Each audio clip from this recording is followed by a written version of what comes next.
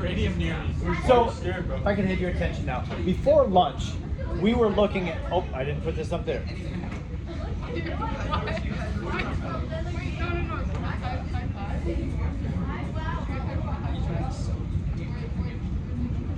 So before lunch, we were looking at the relationship between the voltage of a redox reaction and its delta G value. We're going to use it. We don't use the delta G equals negative NF epsilon a whole lot. It will come up and we'll use it, but we will much more frequently use this. And this actually makes use of that relationship. So if delta G equals negative N times Faraday's constant times epsilon, does that mean that delta H minus C delta S also Equals that. Yes, that's true. Okay, there's Yep. the second F. Plan on it.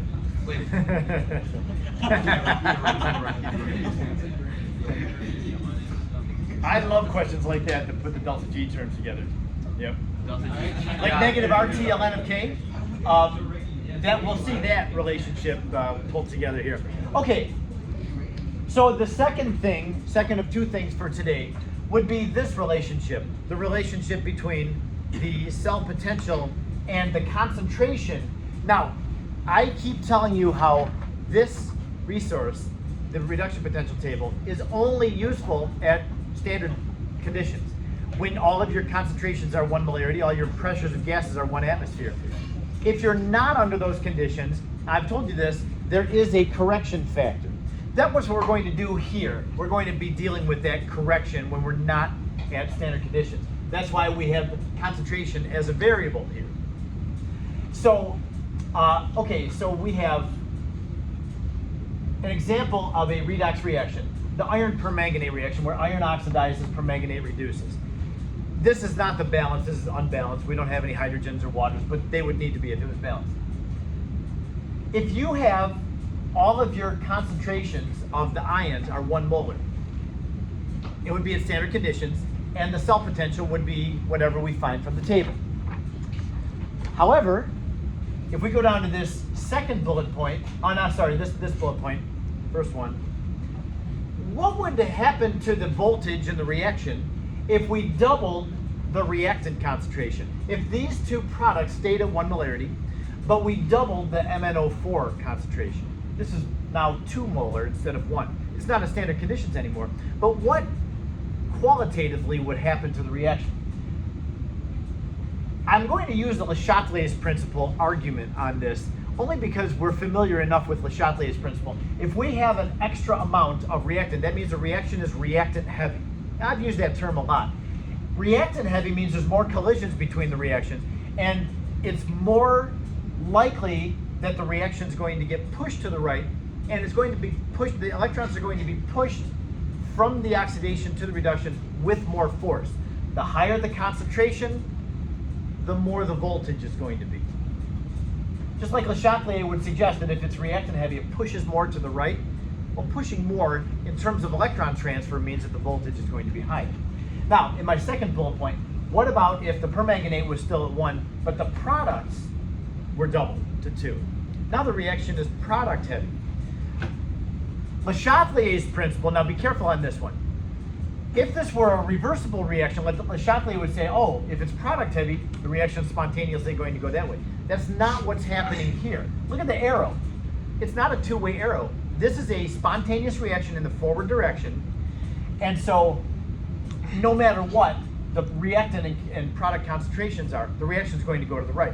But as we build up products, it goes to the right less. The more products there are, the less of a push to the right the reaction goes. It becomes product heavy, and so it's still spontaneous going in the forward direction, but it's not as much of a push. So this is what it says at the end. It still occurs, the reaction is still happening to the right in the direction of spontaneous, but with less cell potential.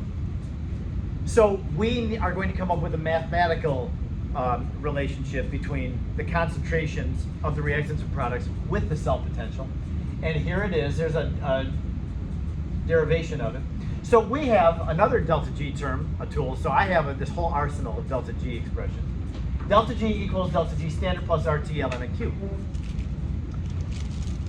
Now we know that from what we did before lunch that delta G is the same thing as negative NF epsilon. So negative NF epsilon equals negative NF epsilon standard, that's the delta G standard, plus RT times the ln of Q. And that gets us here. If we take this relationship and divide out the NF, negative NF, dividing out means dividing all terms by negative NF.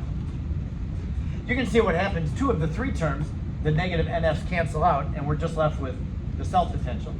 And then that equals the standard cell potential. And then this term over here, I've chosen to just put the NF over, under the R and T. It doesn't matter. The order of operations for multiplication and division doesn't require us to do them in any certain order. So this whole thing, the minus all of this, is our correction factor if we're not at standard conditions.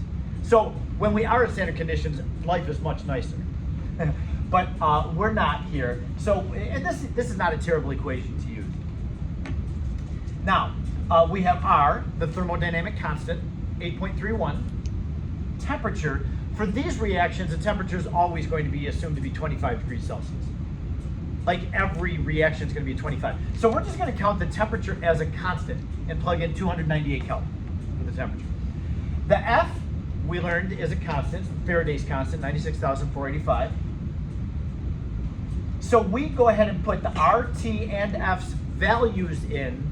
Now, one other thing here, the ln is changed to log. Notice the natural log becomes log base 10. And that will be included. There's a conversion factor between those two. Up here in the white space, I'll just write the log of x equals 2.303 times the natural log of x. That conversion factor. So that 2.303 conversion factor allows us to change ln into log. And that's all built in. The R, T, F, and the 2.303 are all put in to this expression. And that winds up being 0.0591. So this equation in the box includes the relationship between non-standard cell potential and that correction for when we're not standard. This relationship was developed in the 1800s by, I don't even know his first name. We call it the Nernst equation. The guy was named Nernst. I think another German guy. So yeah, you can use the Nernst equation if you're not at standard conditions with the correction. So the Nernst equation problems can have a variety of looks to them. Let's take a look at two examples here and then we'll call it a day. The first example says consider this cell. So they're going to throw a curveball at you. Instead of giving you the chemical equation like we normally get, they're giving us the line notation for a reaction. And so from this reaction, calculate the cell potential after the reaction has operated long enough for the zinc ion to have changed by 0.2 moles per liter. They're not being nice to us in this problem. Not only do they not give us the chemical equation, we have to translate it to a chemical equation, but also notice the zinc, they give us an initial concentration of zinc. Initially it's standard. But the problem never asks us what was the standard cell potential. It says what's the cell potential after the reaction has run so that the zinc is now 0.2 molarity different.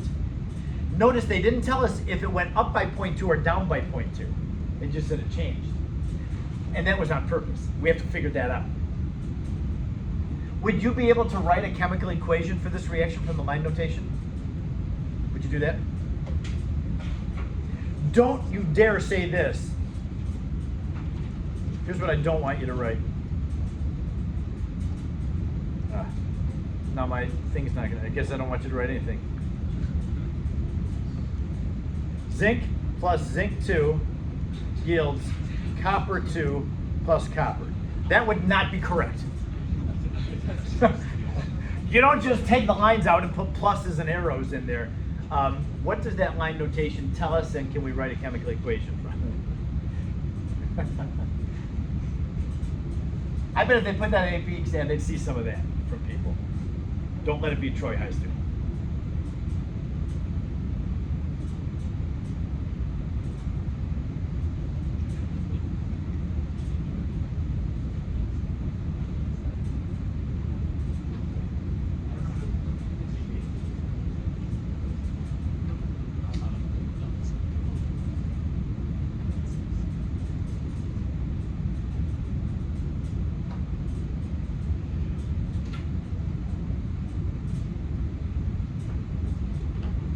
hopefully you were able to develop this.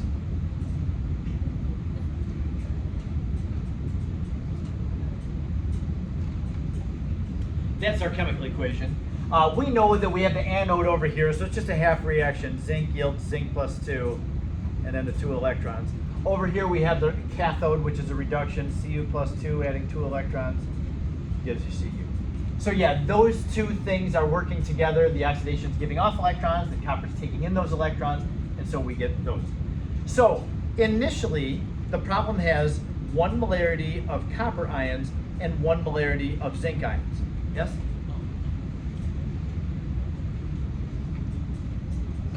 The problem says that the zinc has changed by 0.2 molarity. Okay, class, has the zinc gone up by 0.2 or down by 0.2? Hint, look at the arrow. Yeah. All reactions have to be spontaneous in the way that they're written, otherwise you're not going to get a positive voltage, and we're not going to bother if we don't have a positive voltage. So yeah, it's got to be spontaneous this way. That means the reactants have to go down, the products have to go up. This is not an equilibrium thing. And we've been studying equilibrium for so long, we're used to going both directions. Nope. So that means the copper goes down by 0.2 to 0.8. The zinc goes up by 0.2 to 1.20.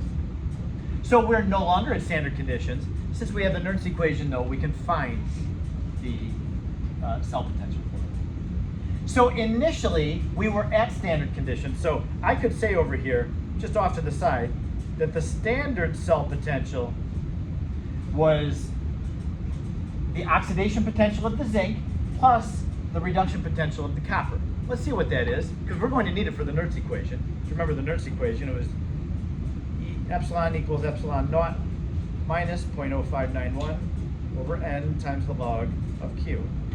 So we're going to need that standard cell potential. Let's just go ahead and find it.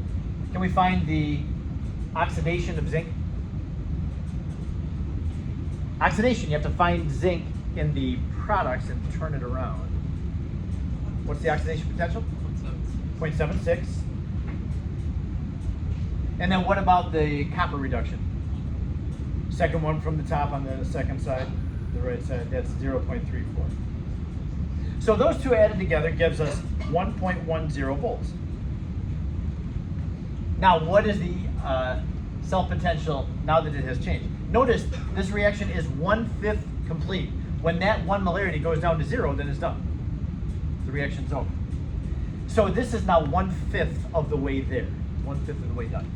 And let's go ahead and put our numbers into the Nernst equation. Cell potential equals standard cell potential, which we've just found, 1.10 volts, minus 0.0591 over n. What's the n value? How many electrons is the zinc giving up, and how many electrons is the copper taking in? 2. Right. Giving off 2, taking in 2. So it's 0.0591 over 2 times the log of Q. Now Q, remember, is our same Q. We should be familiar with this. Products over reactants. This thing is not at equilibrium, but Q is the same calculation for as the K value. 1.20 over 0.80. Okay, now I want you to get an answer for this, and then consider to yourself, does this seem like a reasonable answer? Go ahead and calculate this, and just ask yourself that question. Is this reasonable?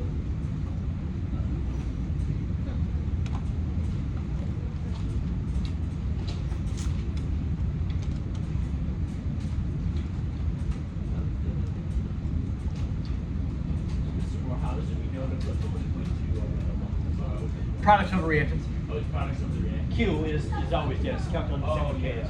Yeah.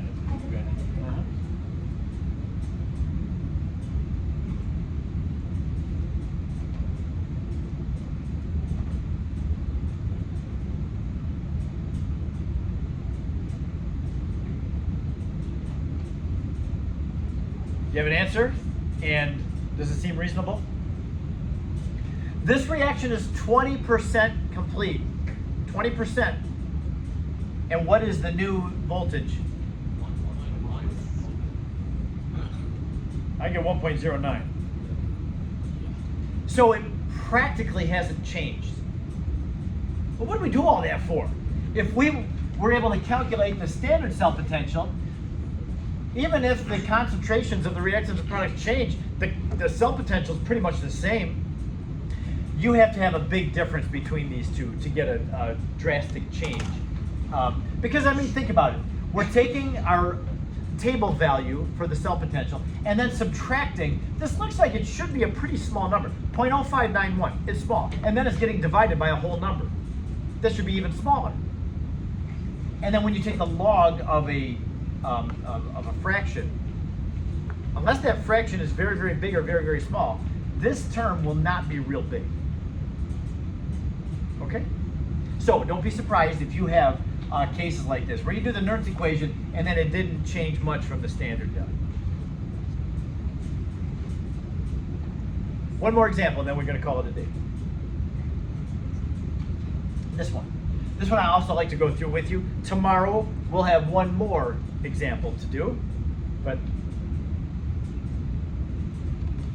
I'll have you try that one. So this one, again, with this one, they kind of made it difficult for us because they didn't give us the chemical equation, they gave us line notation. They didn't tell us what the zinc was doing, we had to figure that out. It was going up. Now in this one also, there's kind of a cryptic description. We have to make sense of it. Take a look. An electrochemical cell consists of a standard hydrogen electrode. It's kind of a weird expression, because we've learned that the electrodes are the metal bars that we put into the solutions. Yet this is saying a standard hydrogen electrode. There's no such thing as solid hydrogen that you put in as an electrode. What are they talking about there? What they're talking about is they have a half, either an anode or a cathode, and you've got a bar of platinum in it, and there's hydrogen gas and there's hydrogen ions in it. The hydrogen ions are 1 molarity, the hydrogen gas is 1 atmosphere. That's what they mean by standard hydrogen electrode. I wish they wouldn't use the word electrode. I'd rather them use the word compartment, a standard hydrogen compartment, because it's still not giving away whether it's the anode or the cathode. But again, I think the electrode is the metal bar that goes into it, and I don't think they're using the right word.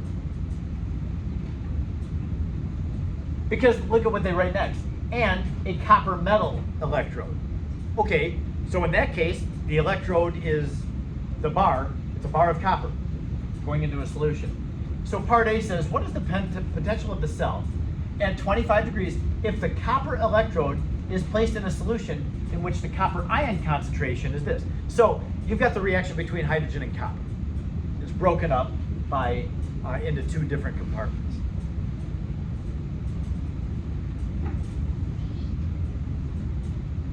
If I could make a drawing of this, I'm just going to go ahead and erase the drawing that I have and start that over again. Up here, I'm going to do this. So I have a galvanic cell.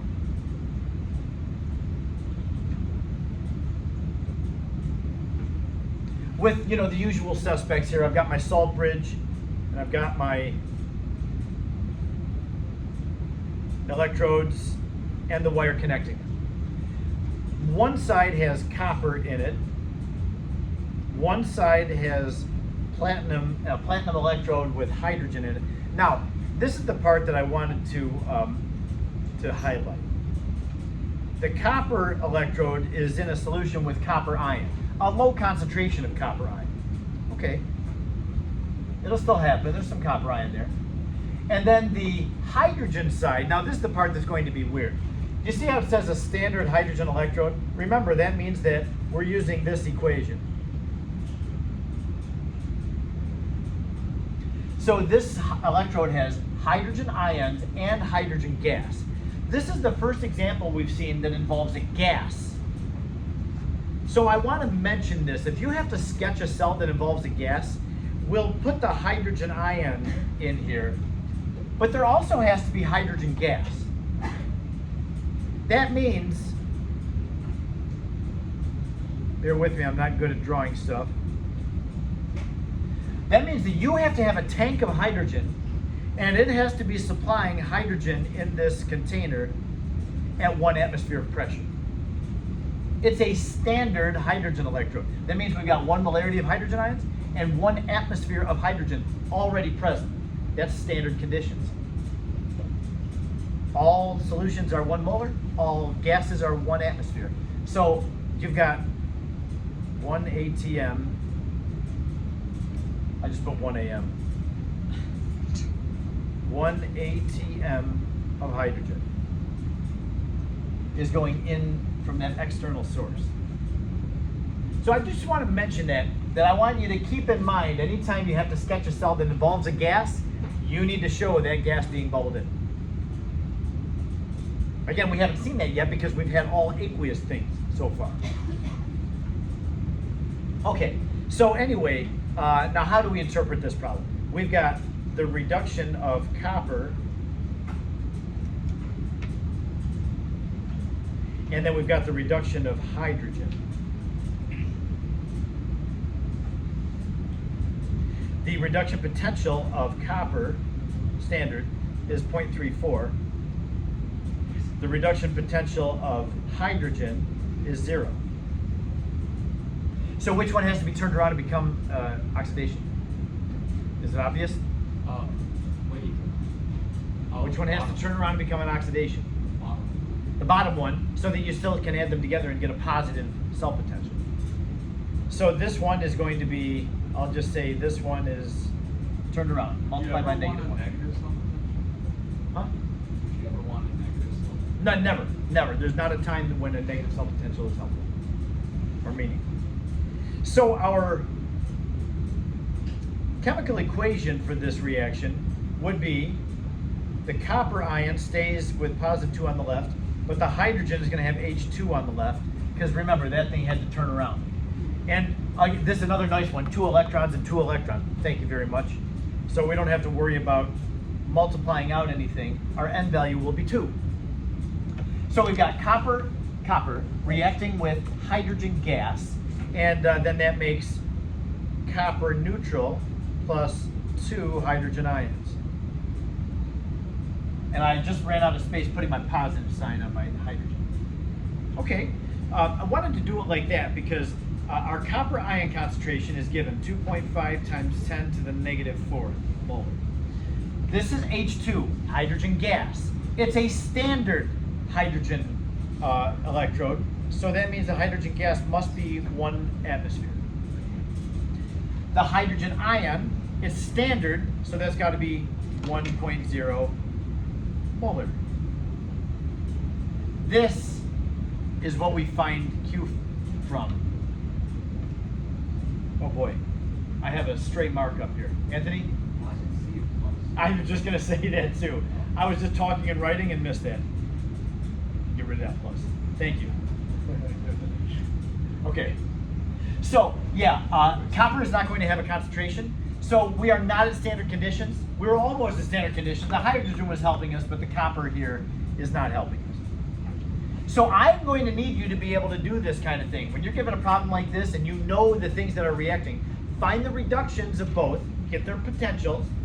You know one of them has to turn around. You've got to turn one of them around so you still can add them together to get a positive number. That's what we do. This is what I want you to do as you do your homework. So the Nernst equation is going to give us what? The standard cell potential here is 0.34 plus this turned around is still 0. So it's 0.34 volts minus 0.0591 over 2, our N value is 2, times the log of products, which is 1. Now, be careful with this. We're going to get away if you miss this. 1 also needs to be squared because the hydrogen ion has a coefficient. Watch out for that. Sometimes those can be sneaky. And then divided by the 2 reactants. Now check out the 2 reactants. It's going to be 2.5 times 10 to the negative 4th times 1 atmosphere. Now this is the first time that you will have seen this in this class. You know how I always say that K and Q only include the equilibrium constant and Q only include gases and aqueous things. Gases and aqueous things. So that means when you have a reaction that happens to have aqueous and gases together, as long as the pressure of the gases in atmospheres, you can just use the pressure in atmospheres. as part of the Q expression. So when we do this thing, it's going to be products over reactants, both of these, even though one's aqueous and one's atmospheres. Just use it. And when you crank this out, you're going to get an answer. Now it turns out, because this copper ion concentration is so small, this thing is very product heavy. Again, because that copper ion concentration is so small, it's in the reactants. So the answer to this one is 0.23 volts. That did make a difference, the difference in concentration, because this is so much smaller than the other ones.